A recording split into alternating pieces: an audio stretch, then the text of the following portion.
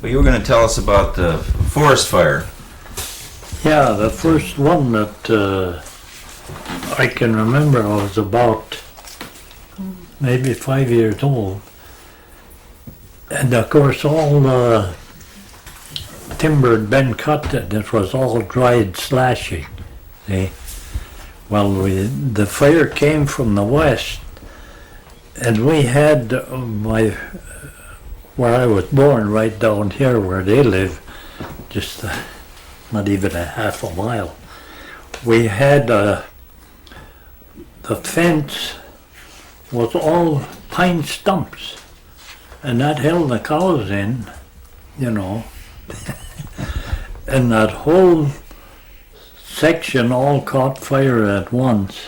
Well, you know how pine stumps are.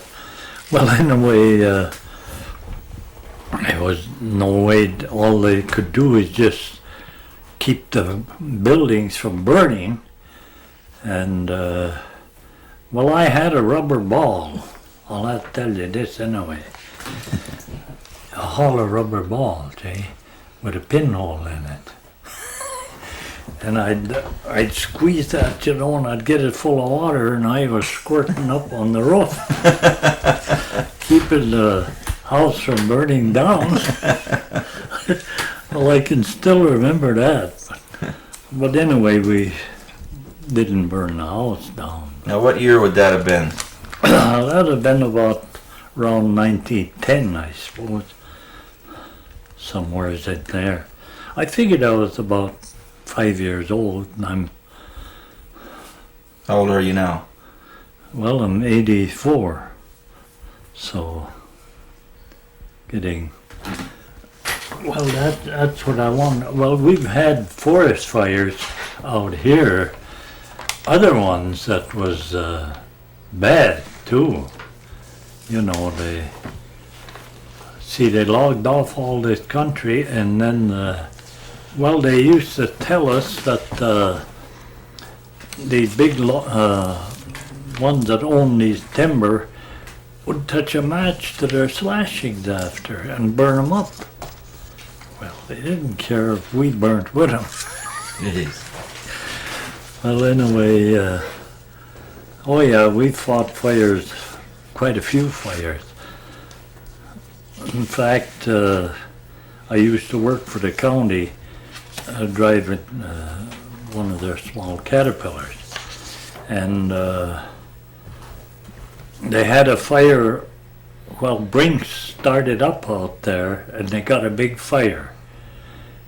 So they called some of the county machines, and I was one of them, to go out there and help put this fire out. And they had a big plow. So they hooked me on that plow with my cat, and I started around that fire, and I was there for 8 days, and I never got around that fire. I don't know how big it was. Yeah, that's a big fire. Well, I guess it was. Well, anyway, when Briggs Camp had just started that year, well, burned everything, you know. So, That was the CC camp. I was about to ask that, yeah. Mm-hmm. yeah, that's when they, well, of course, we fought fires around here too at different times, but I just remember that. Well, Rubie, when did you come up in this country here? Well, I was about 17, 18 years old, I guess. And where did you come from? Well, from Mazeppa, Minnesota. From where? Mazeppa, Minnesota. Where is that? Well, it's about 20 miles from Rochester. Mm-hmm. We had a hotel, and we traded the hotel, my father and brothers, for 1,000 acres of land up here. Is that right? Nothing on it. Up right in this area, right here? Well, this was some of it, and This up, was just let me say something. This after all this big fires and the slashing had burned. Mm-hmm. When they came up, And there were places down there that you could see for half a mile, everything was burnt clean. See? Oh, boy. And that's when they bought the land. So go ahead. Well, I think it was in the fall or after snow was on the ground, and they probably didn't. They thought it was nice, cleared the land and everything. But yeah, we had a hotel, and my brothers and they built up each one a farm. And what was your maiden name? What was your Pratt. family name? Pratt, And your father and mother, what were their names? George and Anna Pratt. And how many kids in the family? Well, there was my three brothers and myself. And what were their names? Your brothers? Well, Ed and Art and Arlie. And are they still living, any of them? Or Just one brother, and What- he lives in Rockford with his daughter.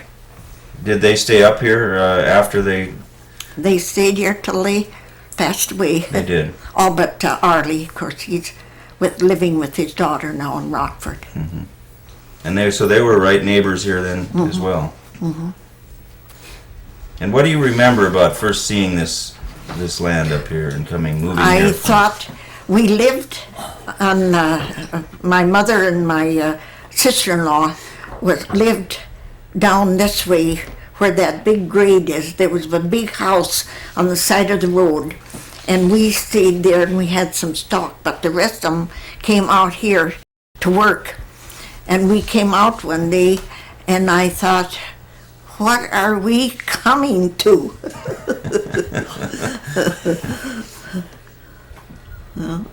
It felt like wilderness. Yeah. Now, when did you meet this guy? Well, few years after.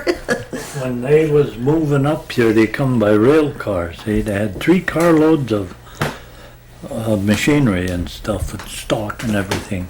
And I was working on the section in Bayfield, and I seen these big things come in, and I thought, who in the world can that be? It was them moving in. Well, And how did you first get introduced?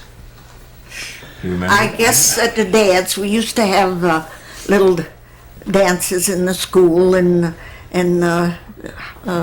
private houses, you know. I guess that's the way it was. Where were the dances? Well, there was a schoolhouse down here. We used to have dances down there. And the neighbors used to have little dances, square dances. And we used to have Bert Vandevander lived down here. He was a violin player and he was real good. Which Van de Vander was that? Bert, Who's Bert. also the artist? Is that Yes. the Yeah. painter too? yeah. And his wife played the piano, and they had the piano too, you know. And Well, that gee, was we used before to- I came here, when you, yeah. They sure had the crowd when they'd have a play for a dance, you know, because it was just to listen to the music was something. And who did the calling for those Oh, square there were dances? different ones. There was my brother used to do some of it, and then there was What was his name? Steve Butterfield. And then there was Bill Belanger, that was a brother-in-law. He used to call.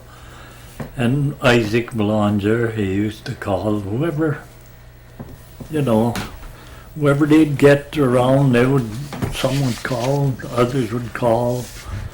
So we never had no trouble finding callers either. Did you ever do it? No, No. I never got to it. And how many children did you two have? 3 girls, 4 girls, 3 girls, no, 4 girls, yeah. And their names? Virginia, Eleanor, and Winifred, and Mary. And what's become of them? Well, one We got lives. one here. Yeah, one lives in Bayfield, and of course she lives right out here. And Mary lives in Ashland, and Winifred lives in Romeoville, that's Illinois, close to Chicago. So 3 of the 4 stuck around. Yeah, yeah. So you still get together and Well, see the Winifred and her husband bought our farm here, and we have a right to live on it as long as we live. Do you think they'll come back then? Oh, I Are don't they know. talking about it? Or? They, their kids like it up here, so they might eventually. I don't know. Build some more. You know, you got to make a living when you get up here too. That's right. Can't do it Well, on It's the a problem farm. now, isn't it? He Yeah, you wouldn't come can't. until he retires, you know. See, it used to be when they had logging. Why, they could go anywhere and get work. See, there was camps all over. There was one, less than a mile up here, a big lumber camp right on the road there. I hired about 100 men.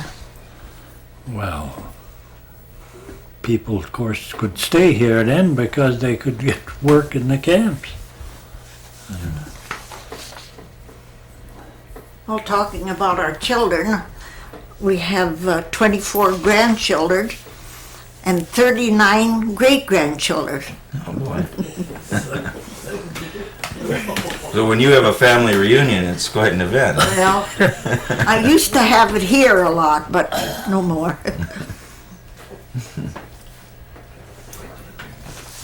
Now we have to rent a hall. Yeah. Well, did you ever? So have both of you stayed up here all your lives? You've never lived anywhere else? No. Not me. I was born right here, right half a mile from here. You were. Yeah, And what are your folks' names? Where they- Butterfield. No, the first names. Alexander Butterfield and Anna Butterfield. And were they also born up here? Or did they come from somewhere else? Well, my dad was born on Madeline Island, and he moved out here. He homesteaded, see, out here, and Your mother was she was born born in, in Russ in by down, Hayward. down close to Hayward. Yeah. His grandmother was a full-blooded Indian. From which tribe? Chipway. Ojibwe. From the Red Cliff band, or from? Well, that must be Lakota Corduroy, yeah. And what about your grandfather? Well, my grandfather was, my grandfather and my great-grandfather came from New York together up here. And, they stayed here, of course. And my great-grandfather was a fur buyer up here. But I don't think my grandfather was ever, I don't know what he chased criminals, I guess. And so he met your mother on Madeline at some point?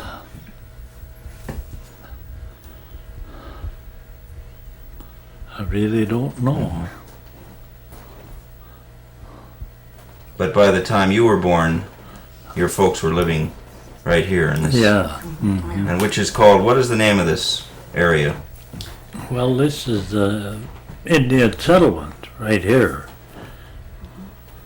Which is called also the Ballinger settlement? Ballinger settlement, yes, that's what it goes by. And named after whom? Well, the first one that homesteaded here was Ballinger, Frank Ballinger. And he homesteaded, I guess a couple hundred acres of land. And he had a big family. And as each one of them kids got married, he gave him 10 acres of his land. So he had all the kids around him, see? And I think he had 13 kids. Well, time they each got 10 acres of land, why, he had a big area. Yeah. And then what about this area you were calling Happy Hollow? Was that settled later? Yeah.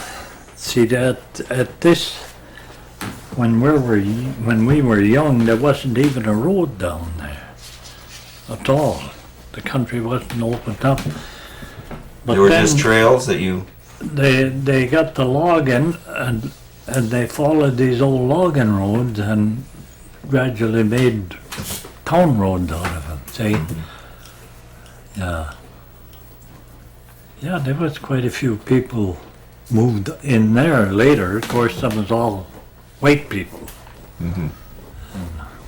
So it was a mixture then of some Indian people and some white people, Yeah, and still is. yeah. Not too many Indian people though anymore out here. No? Not up in the settlement. And why is that? Well, I guess they just, Did they go back to the Red Cliff or somewhere else? well, or, most of them have passed or have away. died out? Yeah. Uh-huh.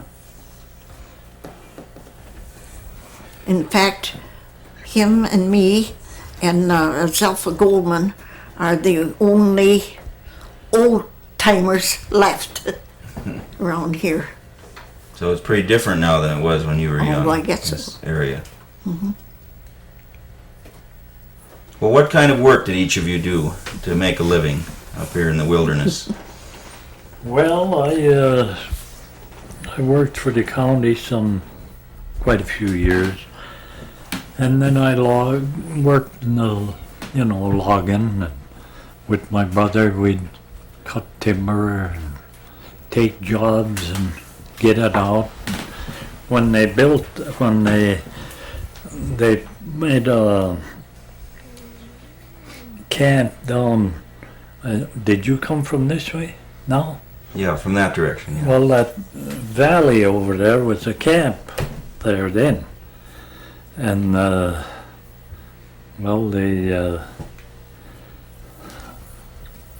kind of forget where I'm at.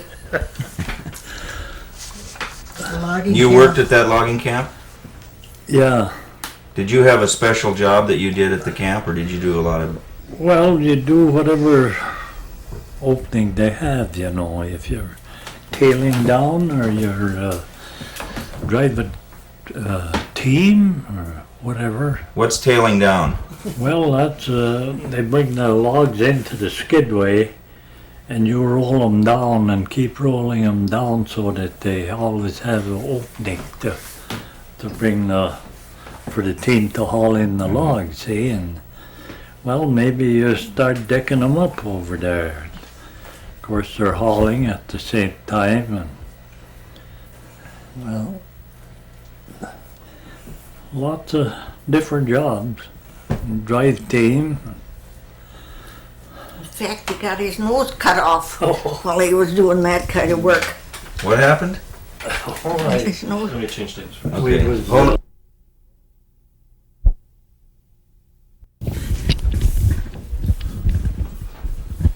Okay, John. See, this doesn't hurt, does it? Huh? This doesn't hurt, does it? No. Where were we? We're on when you got your nose cut. In the logging camp. Was, the camp, the railroad run in that dip, I said, about 1.5 miles from here, run across there, and we were, my two brothers and me was cleaning up where they fell the timber to make the road. We were cleaning up all this timber that had been just fell on the side, see? Big logs, just right through and anyway, I was 17. Of course, I didn't think I'd think of that, And my two brothers was older. Well, we had a team of horses. We had to load these on a car, one of their cars. Or well, in fact, we put out 4 cars a day. We loaded and skidded and everything. Well, anyway, we I kind of get. Well, anyway. Oh yeah, that's we had loaded one car, and then we had to spot the next car right at that same skidway. See, Mm-hmm. so we'd take the team and pull this load far enough down so we could move an empty car. And I was working at the brake, the back end of the. And they have they call it a hickey. It's a iron, about that big around, about that long wrench, see? Mm-hmm. It just sets in there, and of course then you got a dog here to lock it.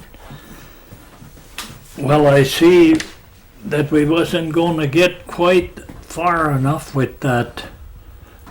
And after the team had pulled it, then they slacked off and unhooked, see, and we're still rolling. And I hollered at the guys, I said, push. So I went like this and start pushing. And of course the other guys did. Well, when that hit that other car, them brakes all set. And I didn't have the dog in, see. Oh. And that thing come around and got me right across there. Oh. Knocked me out. Broke your nose? Oh, I Cut guess it right off. it Huh? was just hanging a little bit here. Oh. It was cut right through from that hickey.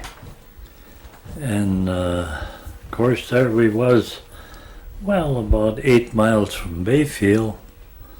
And no way to get, only with this team of horses to Bayfield, to a doctor.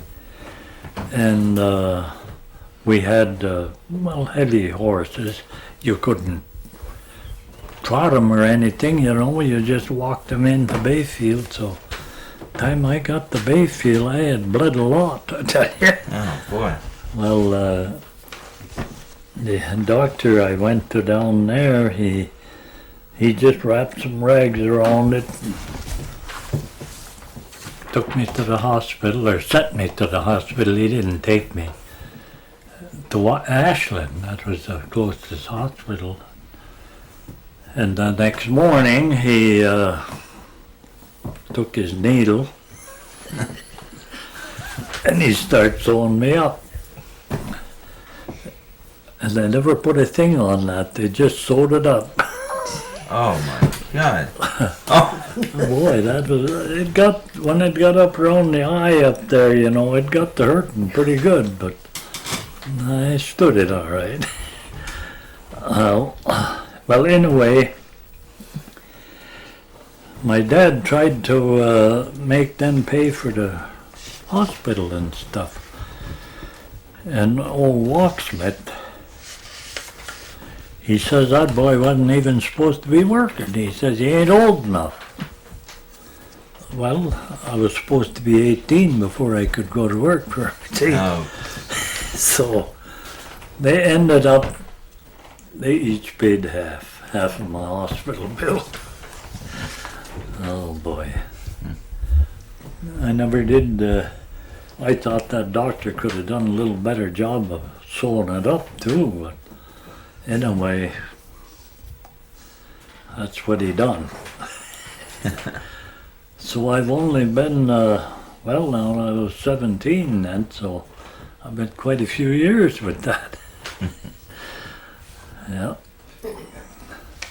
Well, he used to work for the town of Bayfield too, for 20 years. Snow plow and everything. Yeah. Mm-hmm. And Rubie, now what kind of work did you do? I mean, you had to raise the kids? And... Well, I hoed the garden. That's about all I did till I was about 60 years old. And I went to work on Madeline Island at the chateau. And I worked there about 9 years as pastry cook. Mm-hmm. Well, and I did work when I was 17 for Bell's that used to have the printing office. And I worked there one winter. I got $4 a week in my room and board. And what was your job? Housework, and I had 5 children. Now, what is this? I noticed that you also used to go out, have to get the cows. That was before you were married, or when you were married? After. After. Is that about the bear? Yes. I used to go down the woods a couple miles to get the cows, and always took my dog with me. And I was down about 2 miles down, and I heard rattling around, and I thought, oh, well, that's my dog, and I didn't pay any attention to it, and pretty soon my dog was over here, and I turned around, and up in a tree there was a bear, a little bear. That must have been the mother bear that was on the other side of me there. I never waited for the cows. You beat it home, huh? Yeah, I came home in a hurry. Oh yeah. Now, when you first came up here, Rubie, how many people were in the settlement, and how many different Well, there families? was Cadats, Willie Cadats, and I don't remember the Frank Melanders, but I guess they were there, and Aikens, and Vanders, and of course the school was there, and Well, now in her Whoa. thing there, she's got where I mean, were there 50 people, 100 people, 20? 100. We figured it was 100. About 100 in the early days at its peak? Mm-hmm. And how many would you say are here now? Oh golly, I don't know. That's the count. No. well, there's 1, 2, 3, 4, 5, 7 or 8 families there, of course. 20, ma'am. Maybe about 20. And how big of an area does the settlement? Well, I don't know. I think we used to just call it up the other way, wasn't it? Yeah, this is it's a mile east and west from here. You know. So 2 miles one way. No, Or it's a some- mile. A mile. A little over a mile, not much over a mile. Oh, a mile wide. And Yeah. then how about the other way, Well, roughly? Oh, half a mile, I guess. Mm-hmm. Something like that. Of course, but then there's people that live in all over, you know, a few, and maybe they come in and live a while and move back out, can't make a living. Right. Anyway,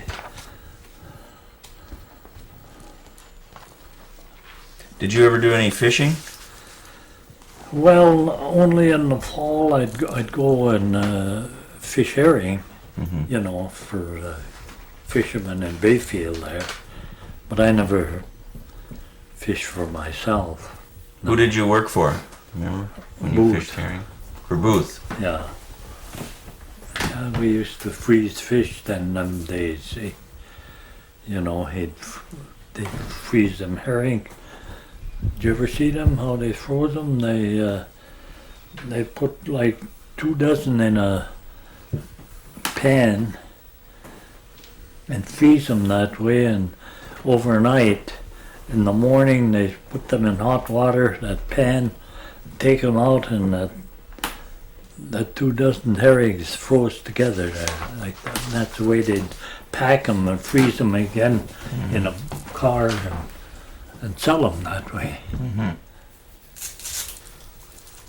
But did either of you ever work in the herring processing No, part of it, or in the cannery? I never. just well, where I worked was we'd take these where these panfish, and we'd put them in a bin and to freeze them. Mm-hmm. See, you'd build that up about this high from the ground, and each fish there are two pans, one on top of the other, and then so much ice and salt, and you go all the way up like that and leave it overnight. In the morning, you take them all out and run them through hot water and pack them in these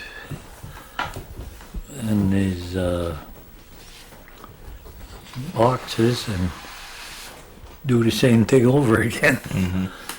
You know. That was just in the fall of the year, during the Yeah, herring that season. was just a couple of weeks, 3 weeks maybe, the long. Of course, they used to salt quite a few too. When they didn't get enough to freeze, then they would salt them. I never worked in the salt. When did the school open up down here? When did they build that, and how long did that go? The school? Yeah. Well, let's see now. I think before my school days, it started. They had a log building there. Had the 1898, it says here. You know, Right. well, yeah, that gets a little ahead of me there.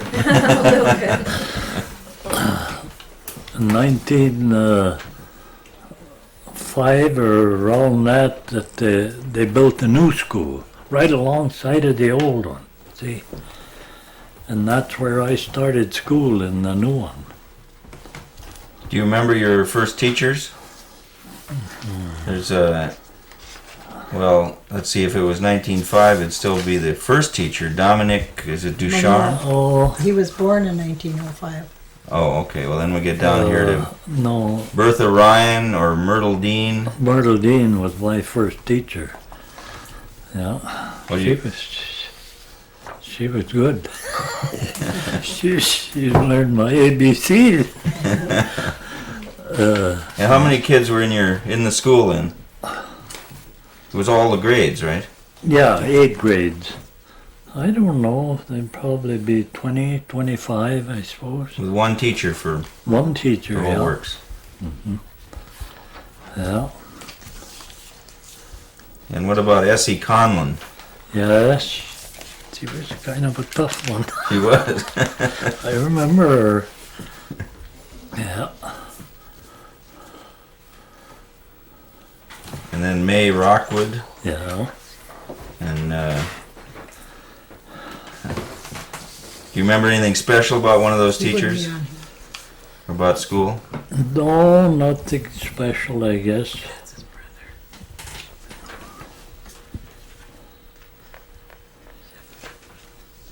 And that school stayed open for how long?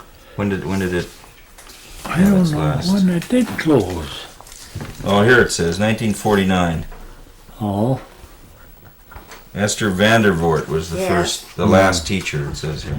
They had built on a kitchen so that the teachers could stay right there instead of boarding out. And I know she was one of the teachers and I think Alice Dick, wasn't she one? Yeah. And Yes. uh-huh. Now, didn't you board the teachers here Yes. several years? Yeah. Yes, we did. Which ones did you board here? Do you remember? Catherine Sugar and Helen Sugar and what was that one that taught up in the other school? Well, we just for a few months here, but yes, we had about, McIntyre? Or yeah, I think we had her for a couple oh of months. yes, she stayed there for a while. And what would you get paid for the boarding the teacher? What, $60 a month, I think. So that came in handy. Oh, I guess so. And then would the teacher just walk from here to school? Yeah, Yeah. we didn't live here. Oh. Where did you live? Well, we had a house down on the other side of where she lives, and we had a little house down there. Well, when did you move to this place? Oh, God. When Mary was about 5 years old, we built this house. And that would have been About what? 45 years ago, I guess, something like. Or, Yeah, but you had the old house over oh there. yeah, we had an old house there. We lived there. On the same land, right Yeah. here? Right nearby? So this is the third place that you lived in? We had built our little house down below where they lived there. And then we wanted to go up to her folks, which was a mile down the hollow. They wanted us to come and run their farm.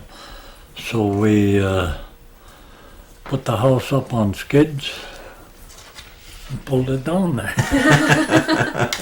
And this teacher was living with us then, Helen Sugar. And well, I had a stump puller and a team of horses, see? And you couldn't go very far in a day, you know. Yeah. With that stump puller, you'd have to maybe 300 feet of cable, and then you'd have to move your stump puller and re-anchor it and everything. And so we didn't get too far in a day. Didn't even get to the turn there. And the teacher'd come from school, and wherever the house was, there we lived.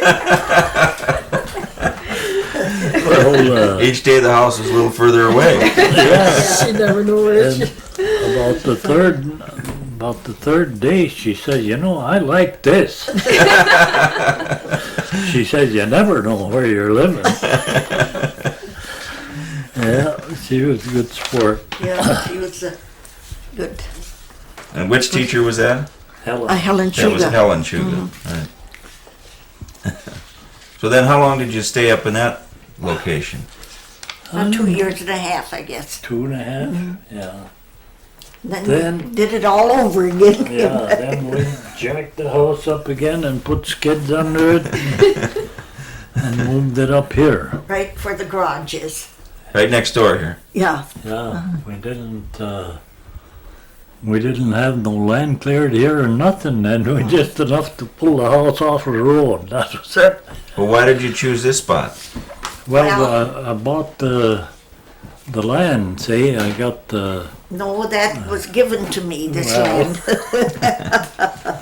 I can tell that. Okay. My father, of course, and brothers got this 1,000 acres of land For the hotel. from the hotel. Right. Well, I worked there. I was a waitress, and I never got paid. I never thought of it, you know. So when they divided up the land, my father gave me this 80 acres of land. Mm-hmm. And that's That's how we all got I it. got. how we got it. And what year would that have been? Was that in the 40s? Or Oh, no, before that. Before then. You was about 6. You mean when we moved here? yeah. Uh-huh. I think you was about 6 years old, was you? Let's see. Well, 1936, probably. yeah, something 36 you moved here. I just got to tell him when we had a neighbor up here that was just kind of snoopy, you know.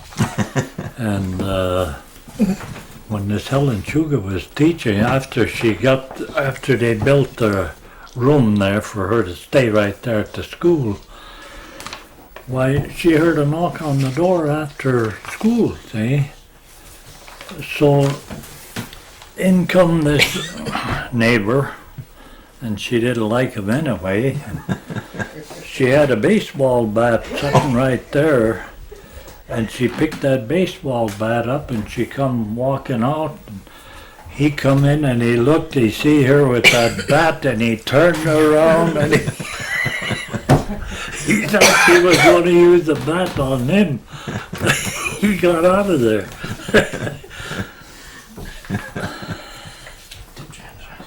Okay, we got Is that what you were? Well, this star came up in the. We seen. Of course, we didn't know what it was, you know. And you'd see it just getting dark, and you'd see this star, and you'd keep watching it, and it'd get bigger, and it'd get pretty big. And after a few nights, then it would go way over. you know, a streak. It'd be a white streak all the way over. And it would do that like, well, I don't know how many nights, evenings, but it come just getting dark. It was just the right time for that. And I used to tell the kids about that. Well, what did you think it was? Well, I guess we knew it was a comet, you know, but boy, it was really something to see. And I was telling the kids about what one of my grandsons, he was sitting right next to me. He had a glass of juice, you know. So when I got done, I let a big yell out of me, you know, and he went like this and he spilled. Scared him so bad.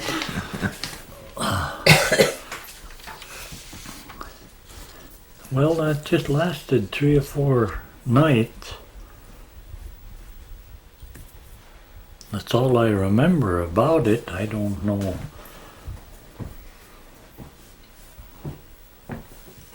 But it was sure interesting to watch. Now, did you remember that Indian pageant? Oh yeah. Did you guys go to that? Mm-hmm. What are your memories of that? Oh, What was over there?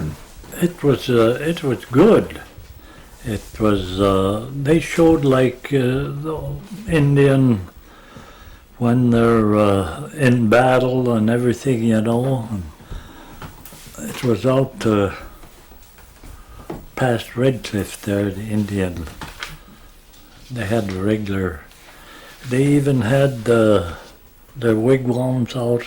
They stayed right in them, lived in them, you know, the people that, actors I suppose, and actresses. Yeah, we went out there quite a few times. Used to have powwow, you know. I guess that's what you call it. Mm-hmm. Yeah. And Edmund Cloud used to sing that Indian love call. I can remember that. Did you have a car by then? Is that how you got around? Or Yeah. Oh, we must have. Yeah, we had a car. hold up this picture here. I wanted to. Now, what is this a picture of? That's the old Buick. That's what that picture is. Nothing like the Buick.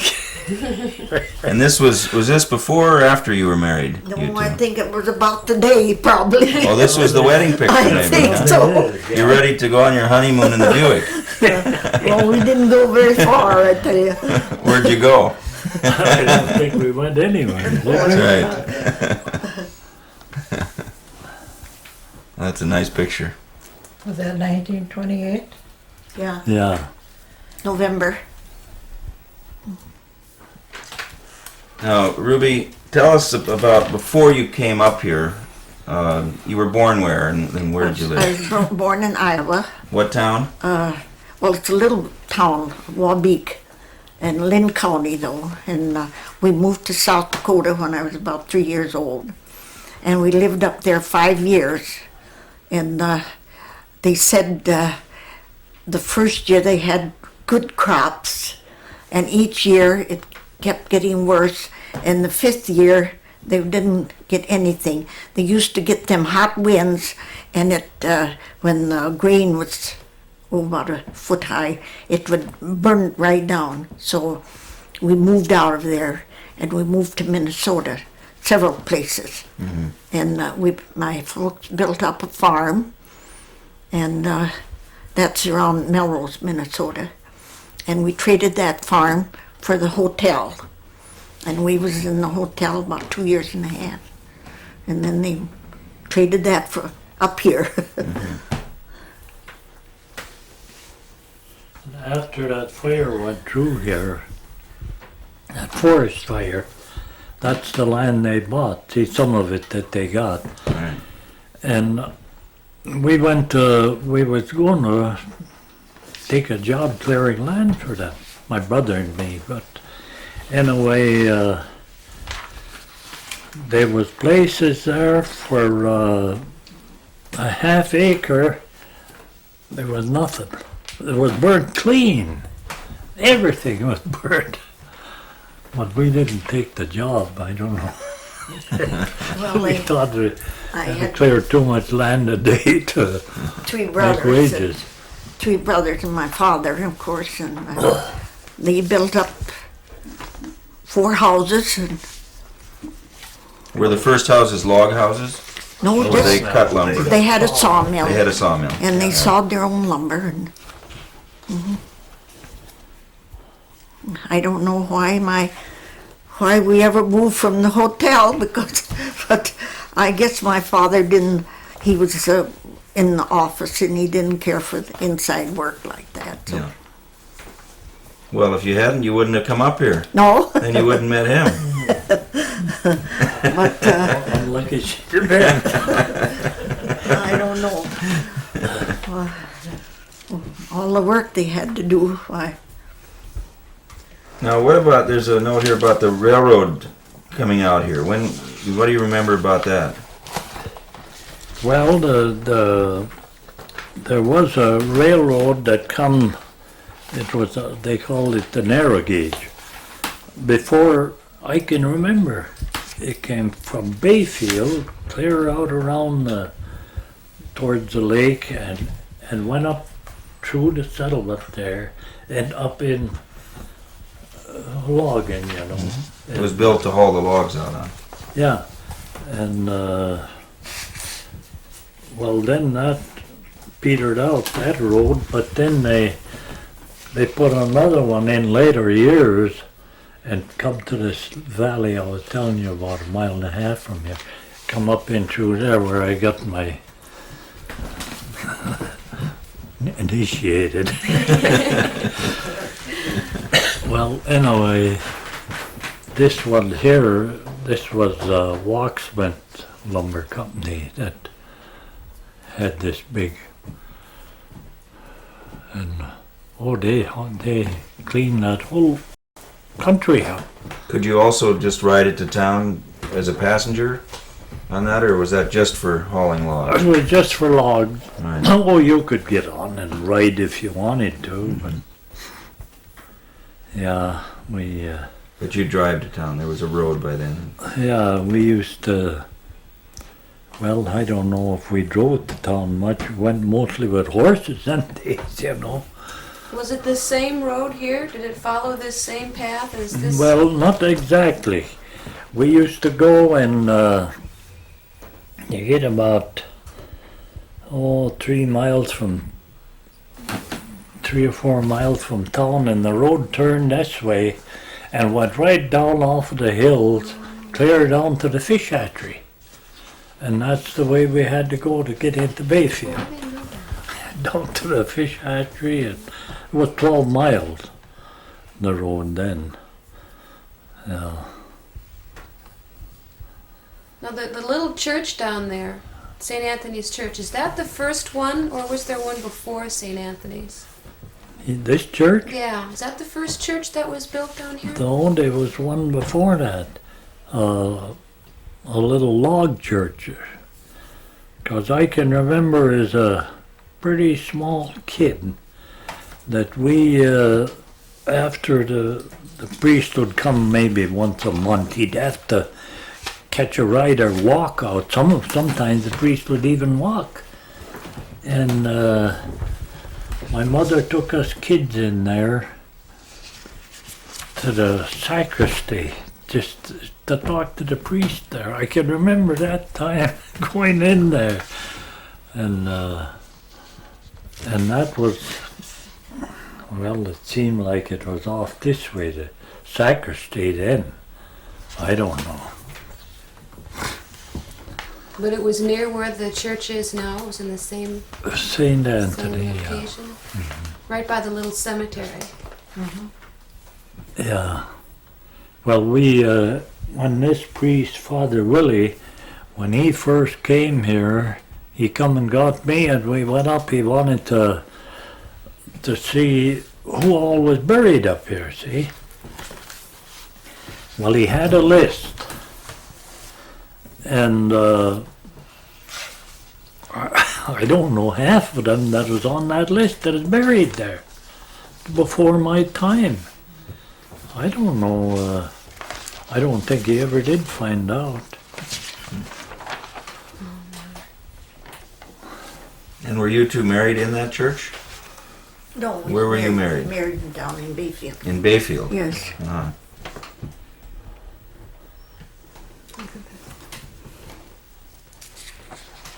This is the map of the church, of the cemetery. A lot of Cadets around. Yeah. There's still 3 families up in the settlement, Kadatsa. That's a name you see around a lot as well. We were talking about how your family, there were things named after your family name, Rubie. What? Well, places in, what was it, Pratt's Peak? Oh, Pratt's Peak, yeah. Right. Well, I don't know what. Name That was just, Was that also on your father's, the yeah, land? some of that- the 1,000 acres that they had traded for, that was on it. And is that the highest point around here? I guess so. Yeah, I think it's the highest. Were there other things named after your family? No, not that I know of.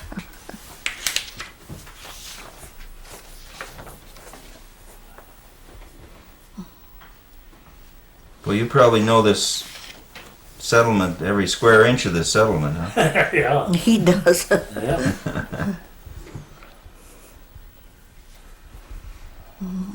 Didn't there used to be a store out here? Well, Bert Vandevander had a little store. He used to, that's the violin player. He would get candy and, you know, stuff like that, and he'd sell it there out of his house. Mhm. Yeah. When do you suppose that was? Well, that's before we came here. So I don't know anything about that. That store wasn't around when you, by the time you got here. Right. So to get groceries, Oh yeah, we had to go to Bayfield. which took you how long on a horse in those days? Oh, it took all day. You'd leave here early in the morning, and you get back at night. And how often would you do that? Well, like after we was married and her brothers, we would one would go each week, and he'd get all the groceries for the 4 families. See, and then the next week, one of the other ones would go, and we kept going like that. I see. So we went once a month, I guess. For Was there a road to Cornucopia? huh? Was there a road to Cornucopia? Oh yeah. Yeah, well that's only, well that at that time was 9 miles to Corning, but nobody wanted to go to Corning, just one little store. And besides that, like Ellers had the store. He had to go and buy all his stuff and haul it down there. Well, you had to pay for that too, you know. He wasn't hauling that for nothing, so stuff would be a little higher down there than in Bayfield. So maybe you would only go to town once a month. Well, Yeah. Would you go along then, Rubie? When No, we never went unless we had to. We'd go more often than that, but we had to go that once a month to get the groceries, you know, for the 4 families. Well, I can tell about before we was married, and I had a toothache for about a month, and my brother used to haul wood to town every day. So I made up my mind I was going to go in and get my tooth pulled. And we got about halfway to Bayfield, and he tipped over. Of course, snow was deep, you know. Tipped over with a load of wood, and had to load that up again, cold. Well, I got down to the dentist, and she came to the door, and she said, "How far did you come?" Oh, I said, "About 12 miles. Well, she went and got her husband out of bed, and he pulled my tooth. But that's about the only time we went to town with something like I that. just have to be thinking of something now.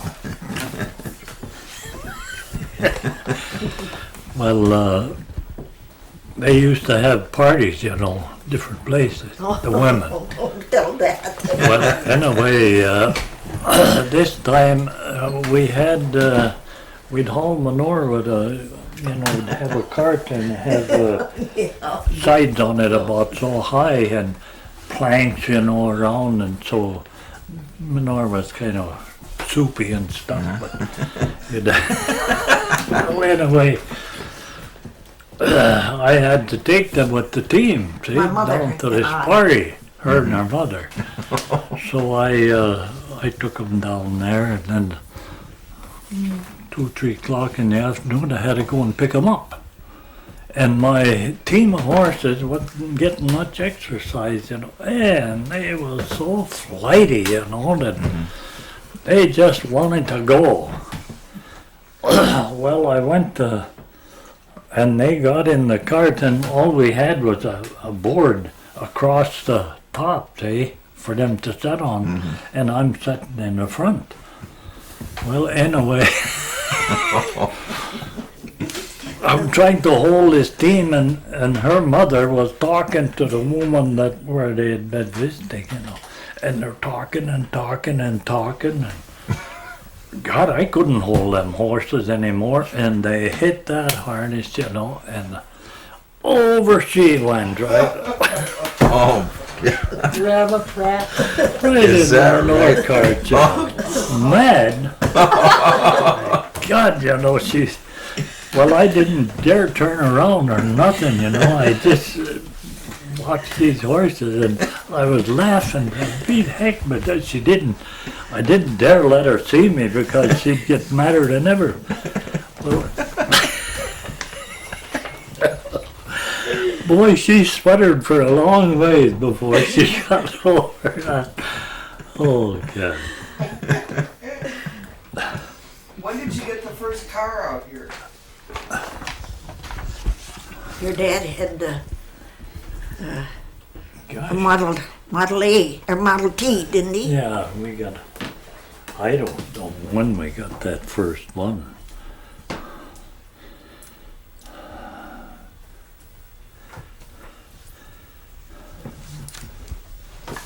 what is this story about this boy lost in the woods? Oh, golly. You remember that? Yeah, we you sure bet. do. That was about, what year did you say? 36. 36. A little boy,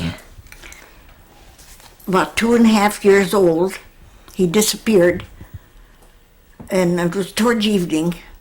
And of course, we didn't have telephones or anything at that time. But anyway, the people let us know, and everybody, all the neighbors knew. So we went out that night. It's September, crispy, cold. Listened to see if we could hear this little boy crying or anything, and we didn't. So the CC boys and I don't know who all came for days. Well, they finally got some dogs, and they tracked that little boy from their house down the road and down to the corner down there. He crossed the road, and there was a logging road, and he followed that logging road for how far it was. Well, anyway, they tracked him so far, and then that was it. They couldn't no more. Well, I remember that day that them dogs was here. We got a hard rain, and it came just so far, and then it quit. And that's as far as they could track that little boy. Bloodhound. Bloodhounds. Of course, they knew what direction to look for him then. Well, then, they had the sheriff out and the CC boys and I don't know how many you got a piece It on says that. 300 men. Looking for that little boy. Never thought we'd ever find them. Seeing it was quite a time when that little I boy was remember lost. that. I was the first kid. So were you two hunting for the little boy as well? Everyone? Well, he was Out all the time, day and all night. day and night. And this went on for, I think it was 3 days. It was about the third night, I think, when they heard him hollering. He was up in that country up there. Somebody lived up close to the church, went out in the middle of the night, and he heard that little boy crying about street south of their place. And so they got quite a few of them, and they went up there and lanterns, and they finally found that little boy. He had crawled into some kind of a hole. And he was a lucky boy that he got found. yeah. We thought, animal had probably ate him up by then.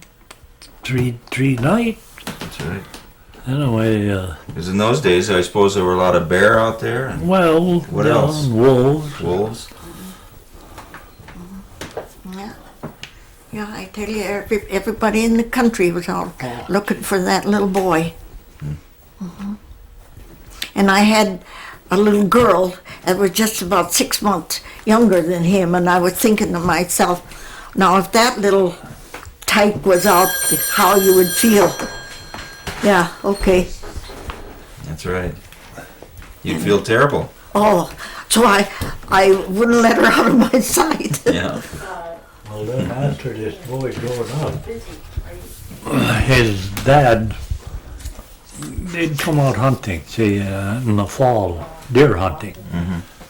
And I seen him up on the road here, his dad, and he said, come on over here. I want you to meet somebody. And there's this kid, he's 6 feet tall, you know. He says, this is that kid you was looking for. Well, I says to that kid, don't you get off of this road.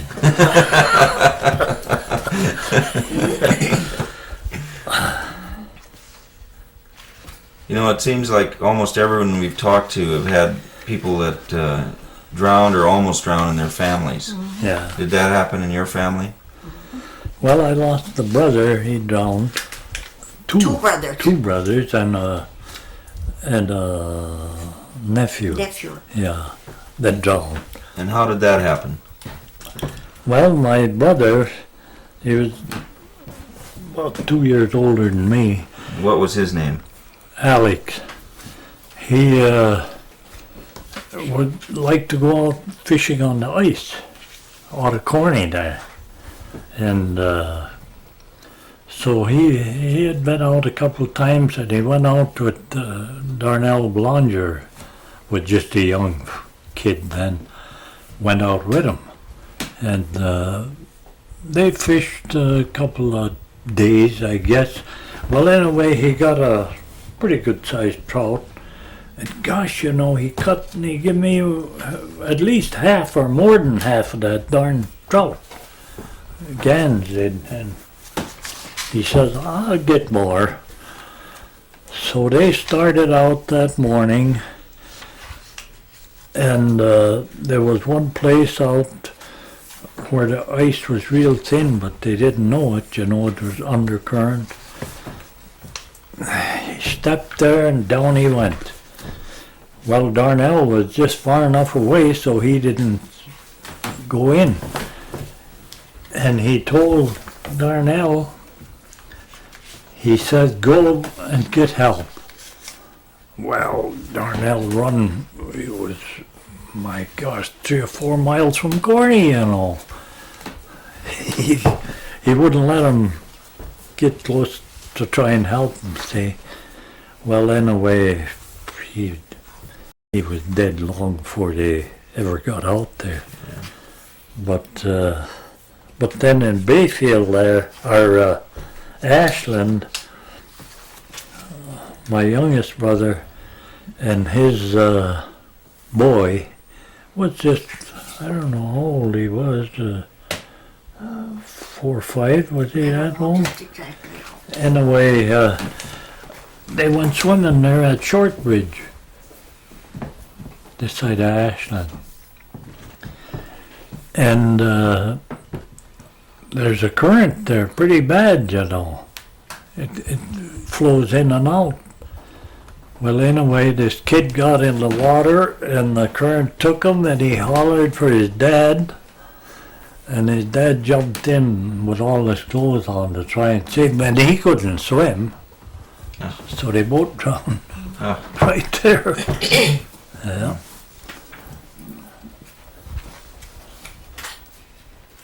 What do you remember about the flood in '42? Oh, gosh. Quite a bit. Yeah. What do you remember, Rubie? Well,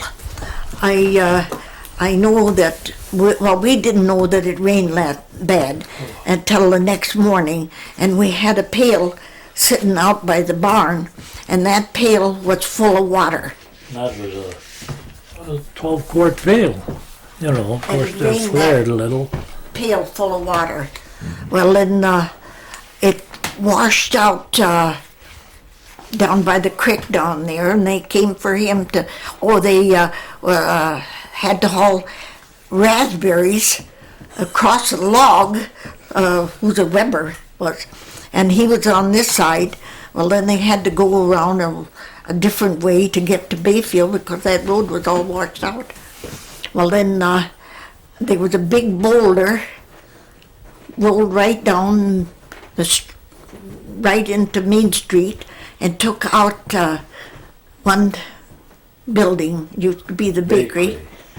And I guess it rolled on down, and there was sand 2 feet deep right on the streets. Cars stuck in the sand. Yeah. Well, that happened 2 years, but the last time it wasn't as bad. And it washed out one end of the cemetery, too. Took them right down to the Took lake. some of the caskets right down into the lake. They never found them. Yeah. But so they called you and you went into town to help with the. Well, they called me to take these raspberries. He had this load of raspberries, and he had no way of getting them to the market. Uh-huh. And poor man, you know, I think he had about 8 crates of them, and he says, I gotta sell them. He says, I can't.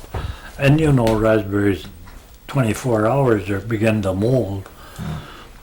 So I went down as far as I could go, and they come with a vehicle that far, and they hauled them across this washout, and put them in my car, and then I went around this way and took them to Ashland to get rid of them, you know, for these guys. Never forgot that fella. Yeah, Who was that? Bill Weber. Yeah.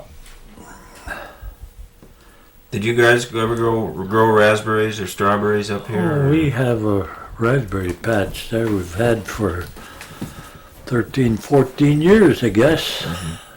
we raised beans. Oh, you did? And, Did you ever hear of the beans? they used to have a cannery in Bayfield, you know. I don't know how many years ago. And, well, we used to raise 2 or 3 acres of beans, yeah. And who took care of the beans? Who did the weeding and? Whoever was handy, I guess. Yeah, that was quite a job. You have to get out there. Not for that, but I picked. Did you? Oh, yeah, You've had enough beans. yeah. Did every picker you could find to pick beans. You had to pick them, you know. They grow, and they wanted them small, the cannery. The smaller the beans, a higher price. But, you couldn't pick them that, you know, if you had a big patch, you couldn't pick them all one day. You'd No, be picking 3 days maybe to get over the patch. Yeah. But it was a living. oh, canning factory, you know, they hired many people there, you know. That was a good living for a good many A people. lot of people from the town worked in the cannery. Snipping beans, you know, and then they canned them. And But then the old guy died that owned it, and the new guy took over and he shut her down. Did anybody out here from the settlement work in the cannery, or was that too far to go? I think some of them did. But you never did, neither of you. no, we was busy No, picking we beans. You grew the beans. We had Yeah. to pick. Then when he took the load of beans to town, Oh, gee, we were right. just kids. Yeah. Anything to go to town. And my mother'd have to get us all cleaned up, and Sure. he'd pile of baskets way up on about this far from the ceiling. And we'd lay up there just to ride to town. Wait for us, we gotta go with you. The car, you see, I had to haul them in on the car. So I had about that much room, I guess. Top of the basket, We yeah. were a lot smaller than now. Yeah. Well, were you just content to be out here? You seem like you hardly ever went to town. Did you miss town? Or? Well, later, after we used to go to town every Saturday night and go to the movies, of course, had to take the kids. They'd have a Kids nickel had to to go. have a nickel to spend, I guess. That's about all. Then when we got a little older, we had to go roller skating. Yeah, Oh, roller boy. skating. In the pavilion there in Bayfield? Yeah. But it was still just once a week. Yeah. Just about all. So you never thought about moving into town? No. How I come? wouldn't live in town for anything. Why not? Oh, I just don't like it. That kind of living. Oh, You like it out here in the open spaces. yeah. Now he goes to town every day. Yeah. We take a ride every day, and sometimes we go to town.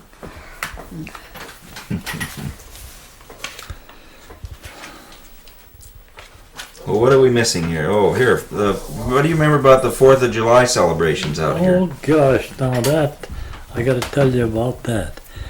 When I was pretty small, and the fathers would get together, and that's when we had quite a lot of people out here, and they would all pitch in so much money, and they would have races like the big girls would have a race, and the boys certain age would have a race, and they'd pay each one maybe $1 or $1.50 to winner, and they'd be they'd probably be 2 bunches of girls would race, and 2 or 3 bunches of boys, racing it. And I know one year they had, they called it a potato race. And my brother was in it, my older brother. And they put a bunch of potatoes here, and then they put a goal way over somewheres, a basket. And they'd start them out, and they pick up one potato, and they run over there, and drop that potato in that basket and run back and pick up one more, and I think they had 8 or 9 potatoes apiece. I know my brother said when he got done, he says, I darn near broke my wind, he says.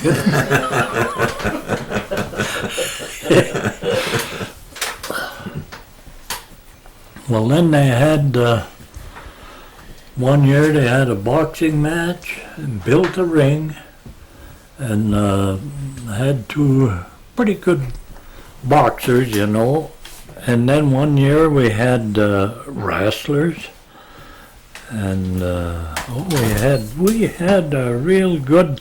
I said that better celebration than Bayfield ever had. Yeah, that's just the way I felt about it. We had Where was it held? right down here by, well, we call the other settlement there, it's kind There's of, a big field there too. yeah. And, What's there now? Is there still a field or kind of a park? well, or it's anything, or- kind of growing up now. It was all houses then, see, on both sides of the road there. But Is that across from the park? yeah, further up. See, the first above the park was where this good violin player lived. He had a nice big white house, piano. His wife played that and all. And we used to go up there to visit him, all us young people, kids and all. And you just get in the house. His wife would go to the piano, he'd take his fiddle, sit down, and they'd play for an hour at least, Man, that was good. Yeah. That was before television. Oh, yeah. Long Television before. Or videos too. Yeah, before videos. Yeah. Radio or Yeah. telephone or anything. Oh, that's before my time here. Was there a baseball game on the 4th too, or? I don't think Oh, we had just- baseball on the fort, but we had a team out here. A pretty good team, I hear. Yeah, pretty good. We'd win some, lose some, of course, but Did you play on that? oh yeah. What position? Well, I'd pitch or I'd play in the field or something like that. Yeah. And what other teams would you play? Well, Bayfield had a team, and then there's a group this side of Bayfield, they got up a team, and Redcliffe had a team, Corny. and yeah, Corny had a team, and in fact, Herbster had a team, but we beat them so bad they disorganized. yeah. Put them out of business. What was the name of the team? Did you call yourselves anything? We didn't have no name, I guess. The settlement team? Yeah, just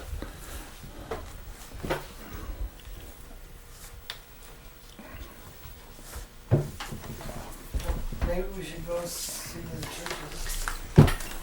churches. You made snowshoes. yeah. And that's what I should Tell us a little bit about that. tell you about. Who taught you how to do that?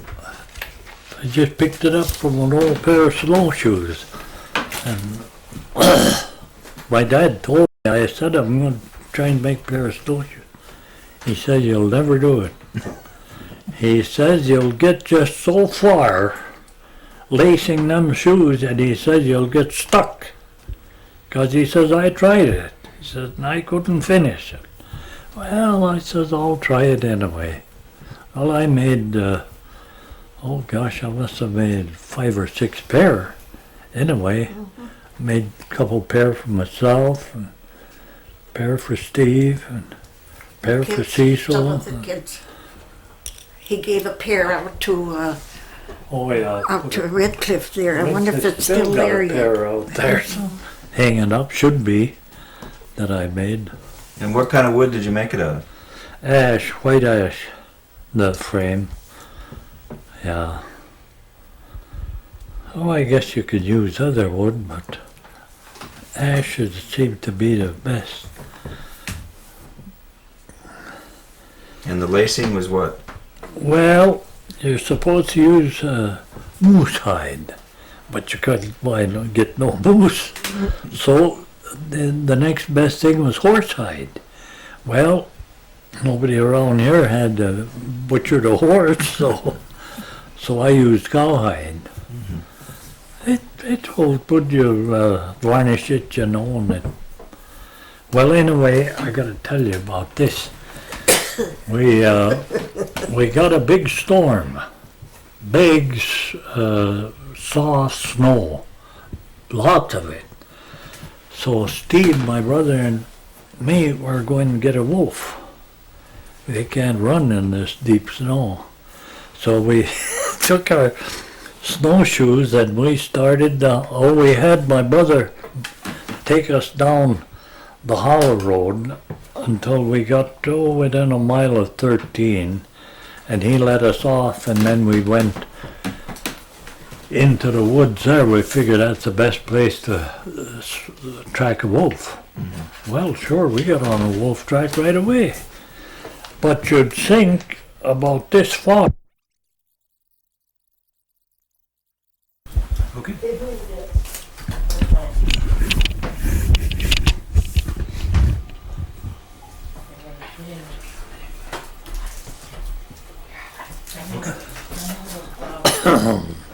Okay, so where were we? You were just tracking in the woods, or tracking the wolf? We just went in and off the road and got onto this wolf track.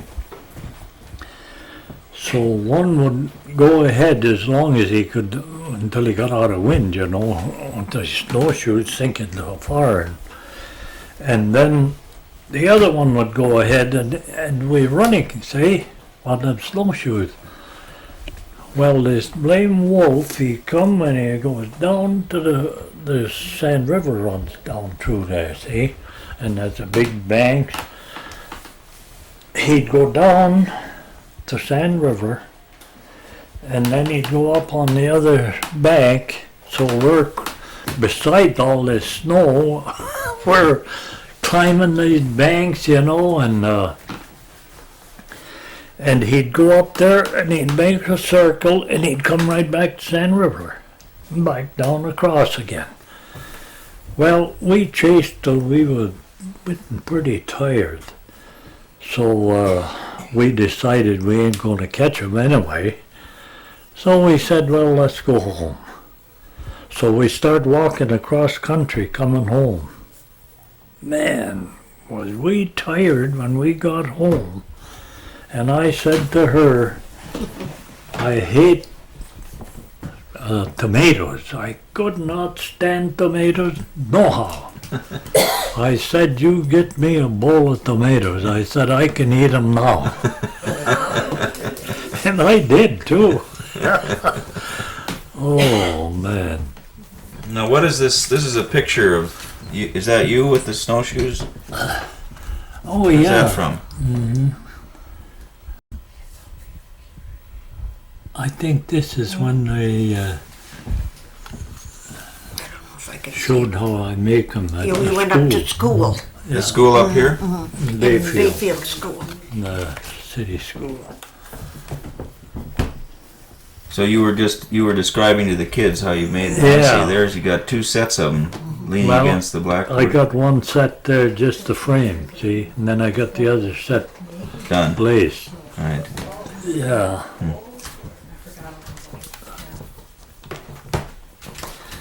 Well, what are we missing? Well, Rubie? You missing anything from some of your memories up Well, here? I don't know. I did a lot of crocheting. Did you make this? I don't know. we did. I suppose I did. I crocheted bedspreads, 5 bedspreads, gave to our daughters, one for myself. And Afghans, I give to each one of the grandchildren that get married, I give them an Afghan and a quilt. And I still got plenty for what's left, but I don't crochet no more. My eyesight is too poor. You would do that in the wintertime or year-round? Well, whenever I had time, I guess. Because you were pretty busy too out here, weren't you? Oh, yes, yes. You didn't just sit Well, around. when he would be on the snowplow, the chores was left for me to do. And he went one Monday morning, it was when the kids were small, he went one Monday morning and he wasn't back yet till the next Monday. We wasn't plowed out, so I had to do chores all that time too. And what kind of chores? Milk cows. They had milk cows. Yeah. Clean the barn, feed the hay, everything like that.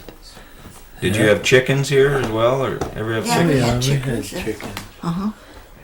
Generally a couple of pigs, most of the time. Yeah.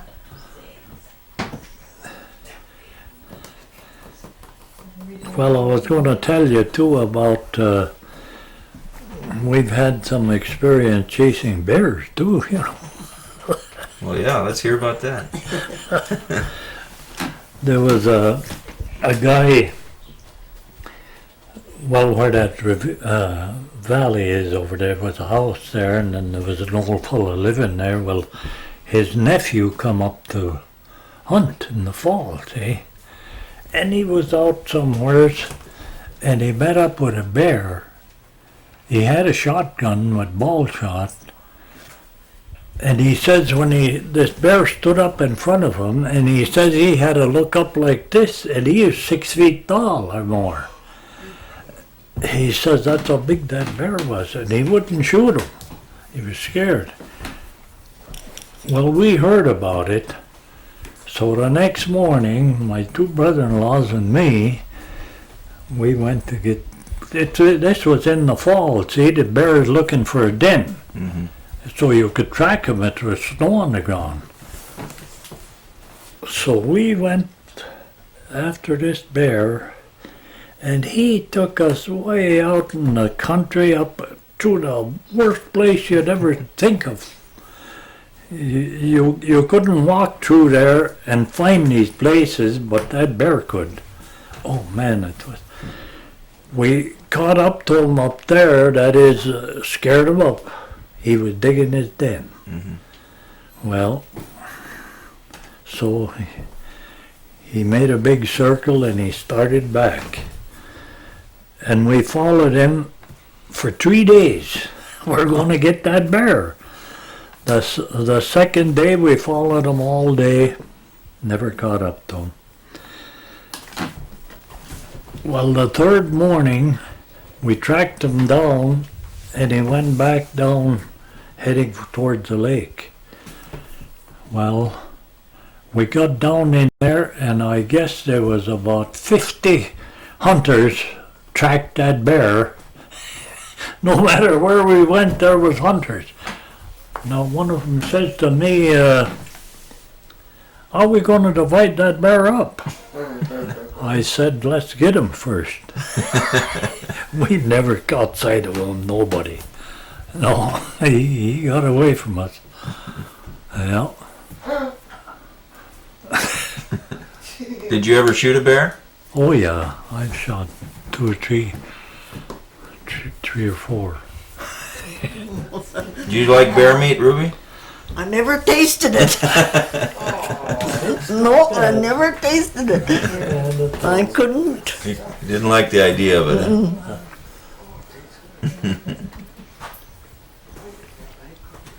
Yeah. Would you keep the hides, or would you, when you skin them out? Yeah, you could dry them, you know, and, or sell the hide or whatever.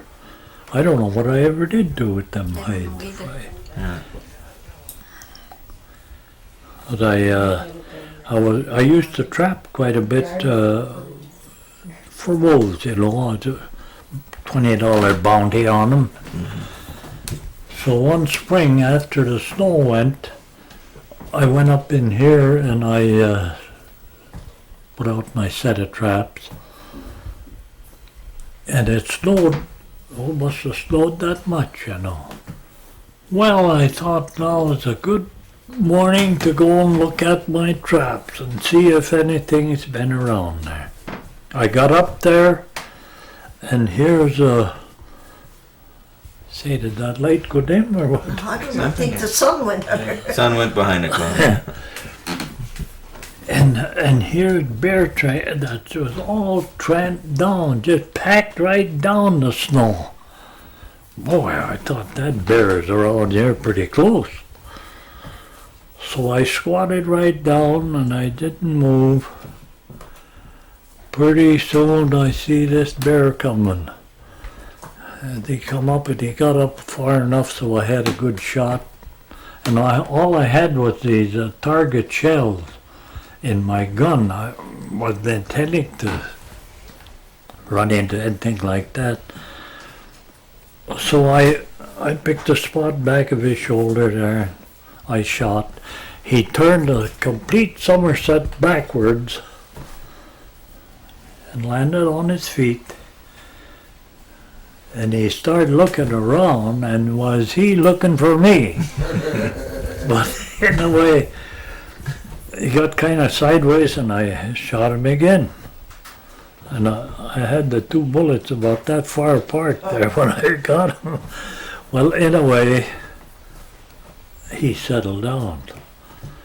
Well, then I got to thinking that bear was looking for me, and he was looking pretty hard. So I kind of shook me up then, you know. I didn't want him anyway, but Darnell down here, they like bear meat. So I come home, I left him there.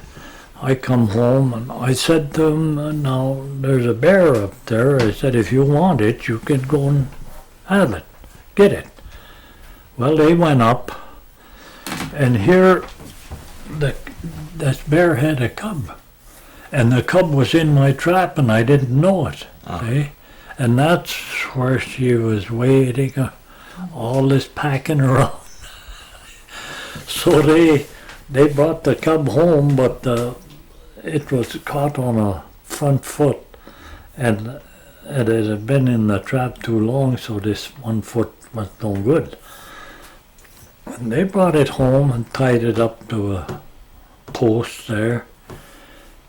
And the darn dogs killed that bear. Yeah. Because if it would have had that other hand, they wouldn't have killed it, but anyway, they got after it, killed it. So, that's... And I got chased out of the woods once with a bear. Getting dark, you know. Man, I run too. But, well, I didn't see that bear. I didn't want to see it either. You heard it behind you. Yeah. That was enough. Well, they can go pretty fast, can't they? Oh, God, they say they can outrun a horse. I don't know. Well, how'd you escape? Well, he You were just didn't, I guess I sneaked too hard. Getting out of there. I don't know.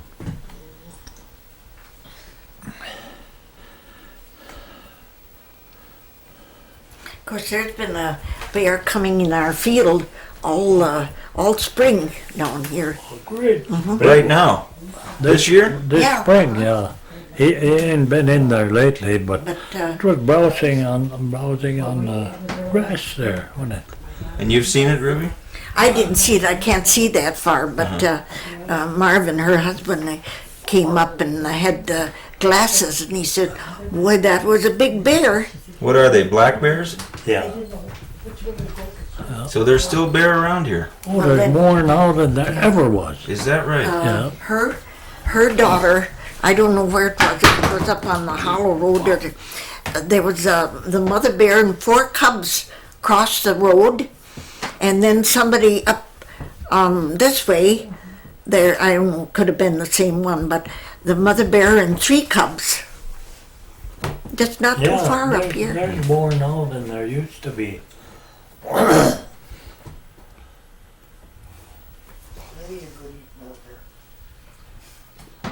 So this hasn't gotten too civilized out here. Well, No. this year is a lot of bear. And lots of deer out on the road. Lots of deer. You see the deer, huh? What kind of deer are up here? Whitetail. That's all. That's just the one kind. Yeah. Well, thank you, both of you. It was wonderful. Okay. I'm glad you Can I survived make it. some coffee and have Get out of your way now. Pictures, eh? Eh? Haven't had enough pictures taken. Yeah. Well, I wanted to just see what your place looked like, and tell me about what used to stand there. Huh? Where? Where the garage is now? Oh, well, that was the old house when we moved the house back from her folks, and we pulled it right in there. So you skidded that building, a different building than this, though. Yeah. Oh, yeah. Yeah, and that got to be our garage after. Well, I tore it down and then built this after that. So you built this from scratch then? Yeah. You didn't Yeah, we move in any building or anything? we Had a sawmill. bought a sawmill. We had the timber down here, so all I had to do is we'll cut the timber and skid it up here and to the sawmill and saw the lumber and let it dry a year. Built the house. Did you build it yourself? Yeah. Yeah. Well, of course. You helped too? Huh? I bet you did. I used to get up and What did you do? when we were putting this outside shingles on, there's two rows layers of shingles, and I'd get up there on the stanchions and I'd put shingles on. Yeah. I'll bet it was nice to have a house this size after you Yeah, had small houses. yeah. huh? We had kind Did of you- poor old house, rickety house. Yeah. And you had, that's when the kids were still small? Yeah. Yeah. But then I guess they were all here yet when we lived in here, or moved in here. And my mother stayed with us 3 or 4 years after we, well, no, she was with us when we was in the old house too. Yeah. Yeah, we were pretty crowded. Now, who made that sign there? That Grandpa and Grandma Butterfield sign? Some of our grandchildren gave that to us now for Christmas. That's a beauty. Well, can we walk around the back here? I wanted you Yeah. to show us your garden back here. Well, you can, he can show you the garden now. You I wanna- haven't walked down there yet. Okay, well then Yeah. we'll... Hey, Can you show us in the back here? I wanted to see the garden. Oh. If that's all right? Yeah. All right. Where's the? Where they going to do? There's Here's the well? Did you used to have a full-size windmill on the place? Or no. never? No, I didn't have. That Did you have a pump? No, I didn't have no pump there either. You always had running water. I just had that drill there. How far down do you have to go to get water here? Gee, I don't remember how deep that is. Gosh, I'd be lying if I tried to say it. Now, where did you have the bean fields? Were they out here? Yes, all of that would be beans. And then I had other land with beans. There's our raspberries right there, see? Yeah, I see.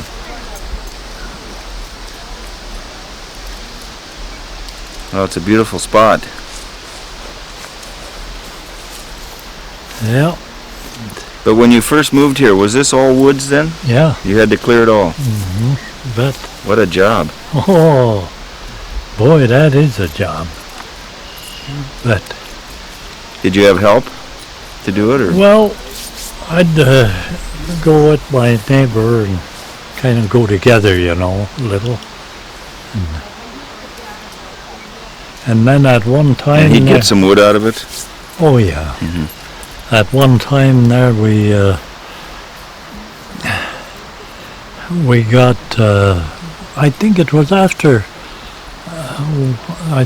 might have been World War One. I don't know, but they would, if you'd give them a couple of bucks, they'd give you 100 pounds of TNT. Is that right? Yeah. And sometimes it would be in cartridges, sometimes it would be just loose in the box, You load it yourself and blow stumps, and gosh, we had, and I think some places you could go back and get more even. So that was a real lifesaver for us. Blow them, a lot of them stumps out. Well, it's a nice spot. Well, we like it, still like it. Yeah, I wouldn't want to live in town. Yeah. I can see why.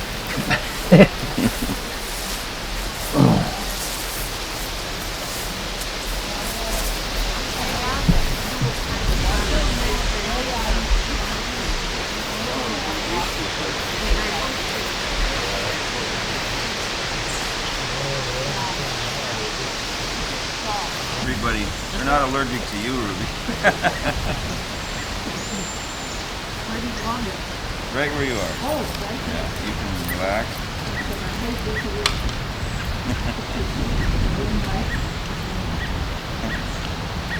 Well, it was nice talking to you both. Pleasure to meet you.